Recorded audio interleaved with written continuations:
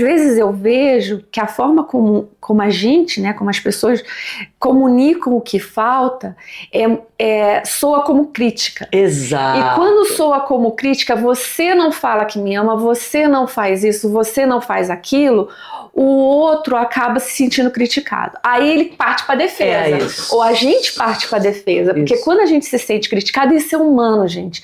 É com qualquer um. É comigo, é com você, é com o nosso vizinho. A gente é bicho, né? A gente vai pra briga. A gente é. Aí a gente vai partir para defesa. Então, é encontrar formas de falar a mesma coisa de outra forma. E por isso que eu criei o app para relacionamento, que é inclusive para dar sugestões de como que eu posso falar isso de uma forma que facilite que o outro entenda, que o outro ouça.